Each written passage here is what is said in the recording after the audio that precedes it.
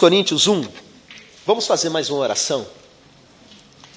Pai, nós viemos aqui para buscar a Tua face, Senhor. Em nome de Jesus, fala conosco nesse momento. Muda as nossas vidas para que a gente seja exatamente aquilo que o Senhor seja. Muda tudo, Senhor. Muda os nossos conceitos, muda as nossas atitudes. Pai, em nome de Jesus, venha abrir as nossas mentes nessa noite. Venha nos fortalecer e edificar. Em nome de Jesus. Amém. A gente vai ler os 3 primeiros versículos dessa carta. 1 Coríntios 1, lemos assim: Paulo, chamado para ser apóstolo de Jesus Cristo, pela vontade de Deus, e o irmão Sóstenes, a igreja de Deus que está em Corinto, aos santificados em Cristo Jesus, chamados para serem santos, com todos os que em todo lugar invocam o nome do Senhor Jesus Cristo, Senhor deles e nosso. Graça seja convosco e paz da parte de Deus, nosso Pai, e do Senhor Jesus Cristo. Amém? Amém de novo, né? Irmãos, isso é aquilo que a gente chama de cabeçalho de uma carta. Toda carta de Paulo, ele começa falando algo mais ou menos parecido. E eu quero chamar a atenção para um detalhe que ele fala para a igreja de Corinto. Ele está mandando aqui uma carta para uma igreja, a igreja que ficava, igreja de Deus, né? Que ficava lá na cidade de Corinto. E ele fala assim: aos santificados em Cristo Jesus, chamados para serem santos. Essa igreja era considerada uma igreja santificada em Cristo Jesus, e esses irmãos eram chamados para serem santos. Só que ele não para por aí, ele fala que eles eram chamados para serem santos, junto com todos os que invocam o nome do Senhor Jesus. Significa que se o Lucas Costa, ou se o Lucas Barros, ou se o Rafael, qualquer um que esteja aqui, se vocês invocam o nome do Senhor Jesus, vocês são chamados para serem santos. Como assim? O que isso significa? A palavra santo, tanto no Antigo Testamento quanto no Novo Testamento, tem vários significados, dá essa ideia de sagrado, de algo puro. O significado principal que a gente tem trabalhado é algo separado do pecado. Existiam lugares que eram santos, o próprio Deus é chamado de santo, o Espírito Santo é chamado de santo. Espírito Santo, às vezes a gente está tão acostumado a falar que não presta atenção no significado. E aqueles que invocam o nome de Jesus, aqueles que um dia aceitaram Jesus, também são chamados de santos no Novo Testamento. Sabia que do seu lado pode ter um santo agora? Olha aí para a pessoa que está do seu lado. Olha o santo aí. Se essa pessoa que está do seu lado é crente de verdade, se ela invocou o nome de Jesus no sentido de salvação, como a gente vê aqui no texto, tem um santo aí do seu lado. Ou uma santa, né? Tá vendo? Tinha um monte de crente aqui dizendo que não acreditava em santo, agora acredita, ó. Só que são santos vivos. Os santos no Novo Testamento não eram estátuas de gesso, de pedra, de qualquer coisa, ou espíritos que ficavam ouvindo oração e levando para Deus, nada disso. Não existe esse conceito dentro do Novo Testamento. Isso foi um conceito religioso criado muito tempo depois. No Novo Testamento, toda vez que você vê falando a respeito de santos, está falando de crentes que caíram em pecado, mas eram santos. Por quê? Porque um dia foram separados por Deus. Porque um dia o Espírito Santo entrou nessas pessoas. Toda pessoa que aceitou Jesus, ela tem o Espírito Santo. A Bíblia diz que se alguém não tem o Espírito de Cristo, esse tal não é dele. Então, se o Espírito Santo está em você, você é um santo. Mas tem um detalhe. Ao mesmo tempo que você é santo, você é chamado para ser mais santo. Você é santo no primeiro sentido, de ser alguém separado. Só que nós somos chamados na palavra de Deus em vários textos, como esse que nós acabamos de ler, para subir, para ser mais santo do que nós somos. Imagina, por exemplo, que eu falasse que vocês são alpinistas. Você já se imagina lá no meio de um paredão de pedra pendurado. Você é alpinista, mas você é chamado para subir. Existem alpinistas que sobem bem, não é? Outros podem ficar ali pendurando, assim, gangorrando, sem sair do lugar. É um alpinista, fazer o quê? Está com o equipamento todo ali, só que não sobe. Da mesma maneira os crentes. Existem alguns que resolvem realmente se esforçar para subir. Eu vejo muitos crentes crescendo espiritualmente, enquanto eu vejo outros empacados na sua vida. Ou alguns que começam a se santificar e param no meio do caminho. Entenda uma coisa, santidade exige esforço, é subida. Você é chamado para começar uma escalada. Você é chamado para se parecer mais com Jesus. Eu vou ler para vocês um texto que se encontra lá em Hebreus 12, que diz assim, Hebreus 12 a partir do versículo 12. Portanto, fortaleçam as mãos enfraquecidas e os joelhos vacilantes. Façam caminhos retos para os seus pés, para que o manco não se desvie, antes seja curado. Esforcem-se para viver em paz com todos e para serem santos. Sem santidade, ninguém verá o Senhor. O texto começa a falar de joelho vacilante. Você já fez uma subida muito longa, que você ficou com as pernas bambas? Eu me lembro que no ano passado, ou ano retrasado, acho que foi no ano retrasado, eu fui com os alunos do Peixoto, lá no mosteiro zen budista em Ibiraçu, e a gente subiu mais de hora a pé aquilo ali, antes do almoço. Todo mundo chegou lá em cima com as pernas vacilantes. O texto fala, endireita, você que está com a mão enfraquecida, com os joelhos vacilantes, não é? Façam caminhos retos para os seus pés e esforcem-se. Ser santo é uma coisa que exige esforço da gente. Vencer tentação, ser separado do pecado, é uma coisa que exige grande esforço de nós. Esforcem-se para viver em paz com todos e para serem santos. E aí ele vem e fala um pedacinho muito especial nesse texto. Sem santidade, ninguém verá a Deus. Que parece muito com aquilo que Jesus ensinou lá no Sermão do Monte. Quero ver quem completa. Bem-aventurado os limpos de coração. Por quê? Porque eles verão a Deus. Assim ficou fácil, né? Eu juntei um texto no outro. Entenda, gente, que se você quer realmente estar mais próximo de Deus e ver realmente coisas maravilhosas em Deus, ver a face de Deus como Moisés quis, estar realmente próximo. Às vezes você escuta servos de Deus vivendo grandes experiências e você fica sonhando com aquilo. Quando que eu vou ver isso? Para você chegar perto de Deus, ver a face de Deus, ver a Deus, fala de intimidade. Você precisa ser mais santo. Você precisa realmente se afastar mais ainda do pecado. Existe lá um texto que Jesus fala assim que os anjos, os pequeninos, as crianças, são anjos que veem a face de Deus. Eu entendo isso aí justamente como a pureza desses anjos, a intimidade desses anjos, anjos que guardam os pequeninos. E aí? A que distância está a sua intimidade com Deus? Se nós temos um Deus que Ele é santo, Ele é separado de todo pecado, quanto mais santo você fica, mais você se aproxima do Senhor. Quanto menos santo você for, mesmo sendo alguém separado já, alguém que foi santificado ali, lavado no sangue de Jesus, mas que ainda tem muita coisa no processo de subida, de santificação para resolver, mais distante você vai ser. Vai ser aquele alpinista pendurado em todo equipamento a um palmo do chão. Vai ser um alpinista, mas não está subindo. Eu quero mostrar para vocês algumas coisinhas para você que realmente quer se santificar. Para você que sonha realmente em ter uma intimidade maior com Deus. Para você que pensa em alcançar grandes coisas na sua vida espiritual.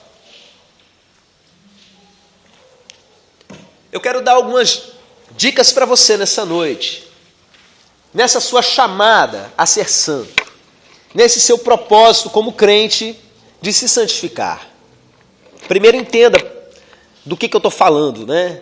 É importante porque numa reunião como essa a gente tem pessoas com várias histórias de vida, formações religiosas diferentes. Eu estou falando de pecado no sentido bíblico.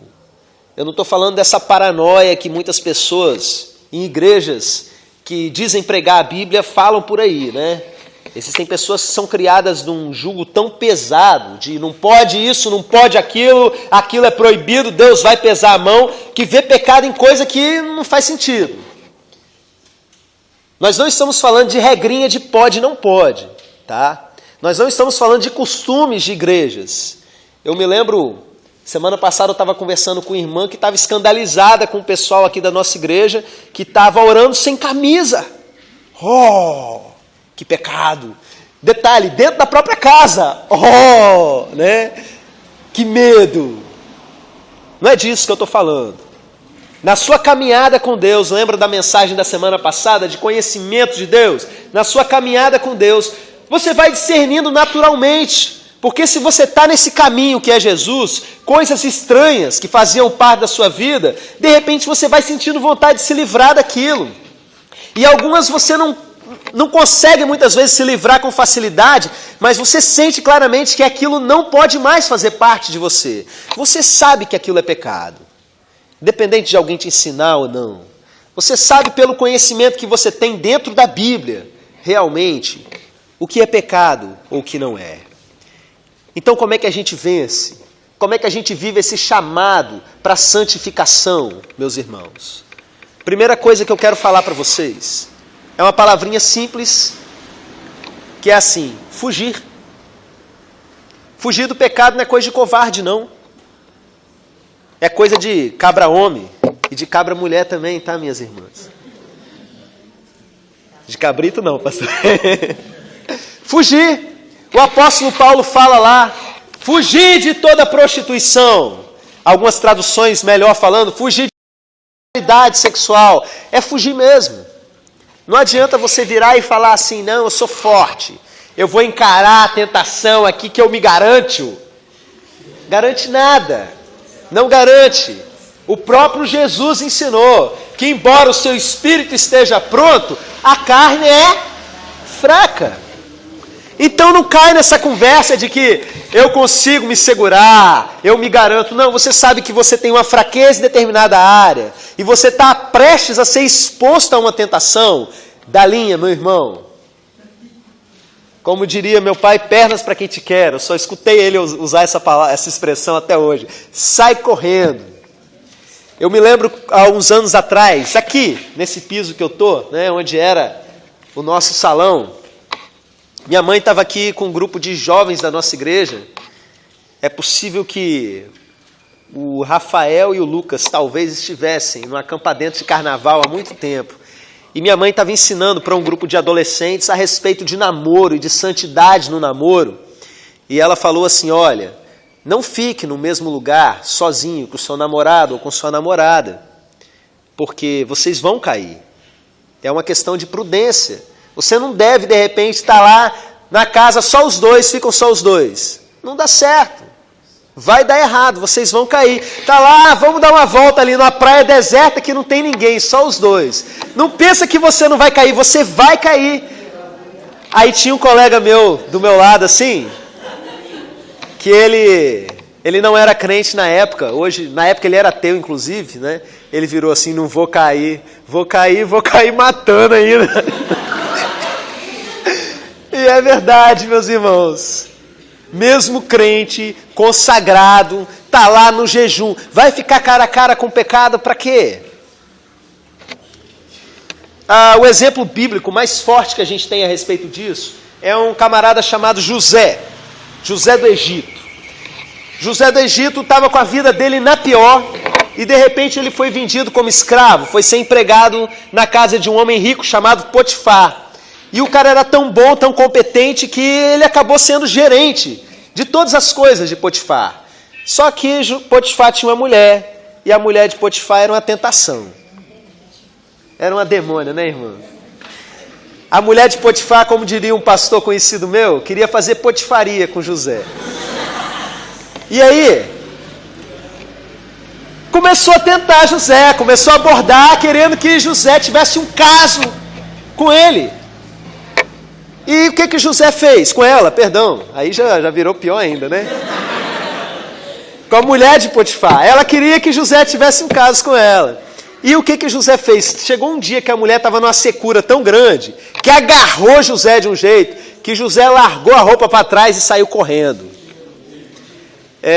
Pelo que eu conheço a história bíblica, eu acho que eles não usavam roupa de baixo nessa época, não. Era só um vestidão mesmo. José saiu pelado e largou a roupa para trás. Como consequência disso, essa mulher ficou se fazendo de vítima. Tarado aí, ela correndo pelado, tentou me agarrar. E coisas desse tipo. E José acabou sendo preso. E ficou ali amargando por vários anos na cadeia. Essa história fala muito pra gente, principalmente na vitória que José teve depois. Porque José, ele fugiu. Porque ele não queria pecar. Era conveniente para ele ir para a cama com essa mulher, gente. Ele ia se dar bem. Ele ia ter muito mais vantagem do que ele teria num primeiro momento, né, analisando humanamente ali. Só que José falou, eu arranco a minha roupa, mas não caio em pecado. Não vou trair o meu Deus. Eu perco o meu emprego, mas não vou trair o meu Deus. Eu não vou cair em pecado. Eu perco a amizade do meu patrão, que não vai acreditar em mim, mas não vou cair em pecado. Eu vou para a cadeia. Aliás, ele poderia até ser morto numa circunstância daquela, mas ele diz, eu não vou cair em pecado, eu prefiro sair correndo, porque se eu ficar, eu vou pecar. Quantas vezes as pessoas ficam com medo de resistir à tentação por causa de um patrão, para não perder o emprego? José foi emprego e perdeu a liberdade dele. E às vezes, por tão pouco, as pessoas não querem fugir do pecado. Qualquer pressãozinha, aquele texto que eu gosto muito de usar com vocês, que está no capítulo 12 de Hebreus também, só que lá no início, que fala assim, vocês ainda não foram até o sangue na luta contra o pecado. Falei até domingo aqui para vocês. O sangue não começou a espirrar ainda e o pessoal já está aí. Ai, socorro, vou cair em tentação. Aprenda a fugir do pecado. Fugir não é coisa de covarde, não. Fugir do pecado é coisa de corajoso. Porque muitas vezes na nossa cultura, eu falo isso aí agora para os meninos, principalmente, fugir do pecado vão te chamar de bicha. Você sabe que determinada pessoa não está certo para você, um relacionamento errado, impuro, e a galera, o grupo começa a fazer uma pressão. Ah, vai lá, não vai pegar não? Ah, é um gaysão que não sei o que e tal. E às vezes a pessoa com medo da pressão acaba traindo os seus princípios, traindo a sua fé, traindo o seu Deus. Por conta de ser um covardão e não quis fugir. Aqui é o contrário. Fugir é realmente o papel do corajoso. Meninas, da mesma maneira, sofrem o mesmo tipo de pressão, não é? Então, olha só. Além de fugir, eu quero mostrar para vocês mais uma coisa. Foge do pecado quando ele começa aqui e aqui. Quero ler para vocês um texto que está lá em Tiago. Quem quiser acompanhar, Tiago 1, a partir do versículo 12, nós lemos assim. Tiago 1, 12. Feliz é o homem que persevera na aprovação, porque depois de aprovado, receberá a coroa da vida que Deus prometeu aos que o amam. Quando for alguém tentado, jamais deverá dizer, estou sendo tentado por Deus. Pois Deus não pode ser tentado para o mal, e a ninguém tenta. Cada um, porém, é tentado pelo próprio mau desejo, sendo por ele arrastado e seduzido. Então esse desejo, tendo concebido, dá à luz o pecado, e o pecado, após ser consumado, gera a morte. Sabe o que esse texto está dizendo aqui? Que o pecado antes, ele é concebido dentro da gente. O pessoal adora dizer que o inimigo é sujo, né? O inimigo é sujo. Mas o inimigo, normalmente, quando ele passa a agir, é porque aquela raiz está sendo alimentada dentro de nós. E aí sim, ela vai ser concebida e vai ser transformada em ação. Mas tudo começa aqui dentro. Por que no Sermão da Montanha, Jesus diz assim, ouviste o que foi dito aos antigos, não adulterarás. Eu, porém, vos digo que se alguém olhar para uma mulher com intenção impura, em seu coração já cometeu o adultério. Porque é na olhada. É aí que o pecado começa a ser concebido dentro do seu coração. para ilustrar, para você entender melhor, eu vou contar uma história triste para vocês. Uma história feia que se passou com um pastor daqui do estado. Eu ouvi isso num encontro onde estavam vários pastores e um colega desse pastor compartilhou com a gente o que tinha acontecido, até como um alerta para aqueles pastores que estavam lá. Lá mais para o norte do estado, um pastor que estava desenvolvendo um ministério muito bonito na igreja dele, muito amado pela igreja, família dele bem envolvida. E esse pastor, ele ia para a igreja para se preparar e ficar lá em oração. E ali no gabinete dele tinha um computador e ele ficava acessando a internet. E esse pastor começou a cair na pornografia e aquilo acabou virando um vício na vida dele. Eu acredito que, evidentemente, ele se arrependia, tentava se consertar, ia lá, pregava, mas frequentemente ele caía. E aquilo ficava alimentando o pecado dentro dele. Quando foi um dia, ele foi convidado para fazer uma série de conferências numa cidade importante lá da Bahia. E ele foi para lá, fez o trabalho, foi uma bênção a série de conferências, abençoou muito a igreja onde ele estava. E no dia seguinte, ele estava lá hospedado na casa de uns irmãos, e um irmão da igreja tinha emprestado até um carro para ele fazer essa viagem. Ele estava ali com alguns irmãos da igreja, e antes dele ir embora, enquanto o pessoal arrumava suas coisas, ele resolveu dar uma voltinha com o carro, conhecer um pouco a cidade, e ele saiu sozinho para dar uma volta de carro. Existe uma frase que é atribuída ao Billy Graham, não sei se é verdade, porque o pessoal posta no Facebook, a gente nunca dá para saber se é verdade, se o Billy Graham disse ou não, né? Toda vez que o homem quer fazer uma viagem longe de Deus, o diabo bota um barco ali no porto, mais ou menos assim. Uma moça pediu carona para ele. Ele deu carona para a moça. E passando por um lugar deserto, a moça revelou ser uma garota de programa. E ele parou o carro e se relacionou ali com a moça. Se saciou ali, tudo aquilo que estava alimentado há um tempão na vida dele. Porque, como a gente leu no texto, primeiro o pecado é concebido aqui dentro. O que aconteceu, meus irmãos? Crente não sabe aprontar, né? Quando apronta, dá tudo errado ainda.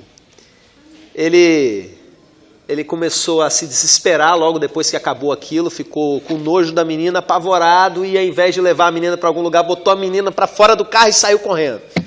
Foi lá, juntou os irmãos todinho, vão embora e tal. Na hora que estava saindo, a polícia encostou. A menina era menor de idade e foi lá na delegacia e deu parte dele como estupro. Esse pastor, ele não voltou para casa, lá mesmo ele foi preso. Lá se foi ministério, lá se foi família, lá se foi tudo. No momento que eu soube dessa história, o pastor ainda estava preso. Começa tudo lá na cabecinha da gente. Começa tudo lá na primeira olhada. É aí que a coisa começa a crescer dentro da gente e tomar forma. E a gente fala, quando fala pecado, todo mundo já pensa logo em pecado sexual, ainda mais com um exemplo desse, mas para os outros tipos de pecado também. Os grandes pecados de relacionamento que a gente tem, como é que ele consegue? Ele é tudo concebido antes, gente, na cabeça, na desconfiança do irmão, na amargura que fica lá. Jesus falou assim, ouviste o que foi dito, não matarás, eu porém vos digo, que se você se irar contra o seu irmão à toa, você já será sujeito ao julgamento. Se você xingar o seu irmão de burro, de raca, dependendo da versão da Bíblia que você tem aí, né, de tolo, você é sujeito ao fogo do inferno. Porque na verdade é tudo antes de começar o assassinato. Até as pessoas que te perseguem, até aqueles que se declaram seus inimigos. A Bíblia diz que você não deve, Jesus diz mesmo, nesse mesmo discurso dele, não fica odiando aqueles que te odeiam, mas orem por eles. Porque se você começa a alimentar sentimento ruim, até contra aquela pessoa que é ruim, o que vai acontecer é que você vai adoecer e vai cair em pecado. Quantas vezes na igreja a pessoa fica alimentando desconfiança um do outro, porque falou, que disse daquilo outro. Às vezes não tem nem fofoca, é uma suspeita de uma fofoca que já virou a fofoca de uma fofoca e a pessoa já começa a se armar. E aí começa ali na cabeça dela, ela já começa a brigar nos pensamentos. Se eu encontrasse fulano, eu ia falar isso, e aí já foi o sono, aí já foi a paz. Não é verdade, meus irmãos? Não é assim que acontece? E aí você vai deitar e fica lá pensando, eu devia falar desse jeito, e devia fazer assim. E aí você fica, igual o adultério no pensamento, fica brigando no pensamento. Fica fazendo contenda dentro do seu próprio pensamento. O que acontece com você? Vai saindo da presença de Deus. Aprenda a fugir do pecado quando ele começa dentro de você. Se você fugir do pecado que está dentro de você, dificilmente a sua ira vai virar uma expressão de violência. Dificilmente o seu impulso sexual, tanto a ira quanto o impulso sexual, são coisas naturais, dificilmente o seu impulso sexual vai se consumar em um pecado, em uma imoralidade sexual, porque você aprendeu a fugir do pecado aqui dentro. E como é que eu faço isso, pastor? Vou mostrar para vocês, meus irmãos. 1 João 7, muitos de vocês sabem de cor, diz assim: andarmos na luz, como Ele na luz está, temos comunhão uns com os outros, e o sangue de Jesus Cristo, seu Filho, nos purifica de todo o pecado. Quer ser purificado, quer ser santificado, ande na luz, como Ele na luz está. O versículo anterior diz lá que Deus é luz e não há nele trevas, e a gente não tem como andar na luz se não fizer uma determinada coisa aqui que eu vou falar para vocês. Se andarmos na luz como Ele na luz está. Pense um pouquinho a respeito disso. Alguém consegue se lembrar de outro texto da Bíblia que fala a respeito de andar na luz? Se você se lembrar, você vai matar a charada. Te amo. Salmo 119, se não me engano, versículo 105, diz assim: lâmpada para os meus pés é a tua palavra, e luz para os meus caminhos. Quer andar na luz como Ele na luz está? Seu pezinho ali, andando na luz. Tem um lanternão para você colocar onde você vai botar os seus pés, que é a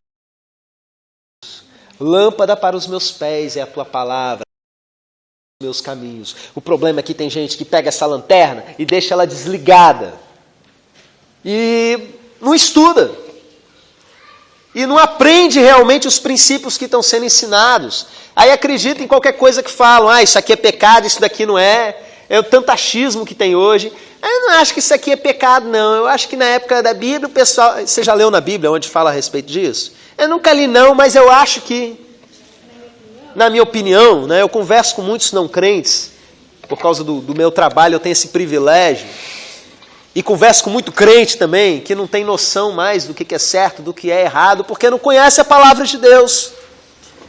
O versículo que eu gosto muito de citar aqui para os irmãos, que está nesse mesmo salmo, no Salmo 119, mas lá no início, no versículo 9, que diz assim: como purificará o jovem o seu caminho? Quem completa aí de tanto me ouvir? Acho que eu tenho que falar mais, né? Observando conforme a tua palavra. Observando o seu caminho à luz da palavra de Deus. Eu estou com dúvida na minha vida se eu devo fazer isso, se eu devo fazer aquilo. Vai para a Bíblia. Não estou falando de ir na Bíblia, usar ela de tarô, de cara ou coroa, de abrir em qualquer lugar, não.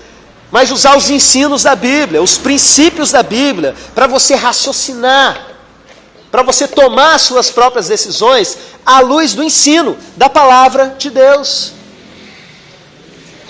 Tem muita gente tropeçando no meio do caminho, mas aí eu pergunto, qual o papel que a Bíblia tem na sua vida? Qual o papel que o estudo real da Bíblia tem no seu dia? Quem acompanha a novela, é difícil passar um dia sem ver um capítulo da novela.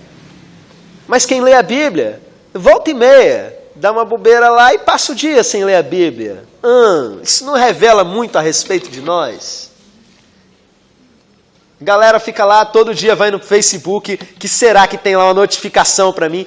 Quantas notificações de Deus não tem lá na Bíblia quando você abre? A sua Bíblia devia ter uma marquinha vermelha assim, 10 notificações da palavra de Deus para você ler hoje. Para você abrir, opa, Jeová me falou aqui 3 horas da tarde e eu não ouvi, não abri a Bíblia. Espírito Santo falou comigo em box e eu não abri para ler. Porque sua Bíblia estava fechada, porque você não está estudando. Aí, trupica, como diz o pessoal, e cai, e rala o joelho.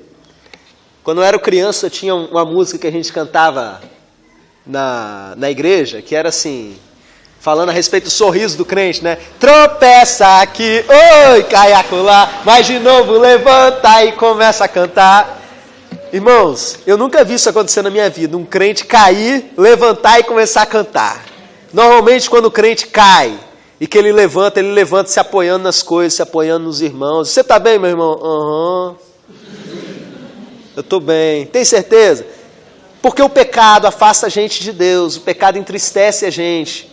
E aí quando o diabo ainda chega e começa a acusar, você não se arrependeu coisa nenhuma, né? Você vai cair de novo e coisas desse tipo, que ele adora fazer, aí que a pessoa fica mais para baixo mesmo.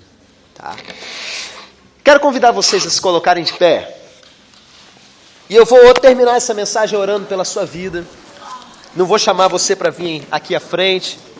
Irmã Eliane, que vai estar vendo essa gravação, e outros que forem ouvir também, vou orar por você da mesma maneira, concorda comigo em oração.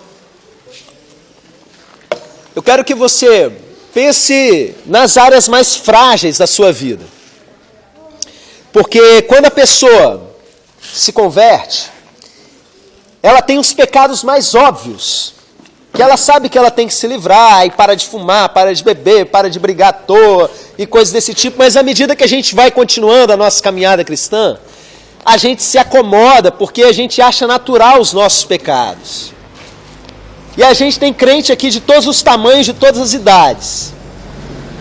Pensa quais são as suas fragilidades, onde é que mora a tentação na sua vida. Você é chamado para ser santo, como aqueles irmãos lá de Corinto, da mesma maneira nós e todos aqueles que invocam o nome de Jesus. Qual é o seu ponto fraco? Pouquinho que eu aprendi sobre luta, eu aprendi que um guerreiro precisa entender aonde estão seus pontos fracos para ele fechar sua guarda ali. Eu não posso levar pancada na cabeça, eu levanto a minha guarda. Eu não posso levar pancada no estômago, o boxeador, o que faz? Ele abaixa a sua guarda. Onde é que está a sua área de risco? Feche os seus olhos e apresenta isso diante do Senhor e pede força.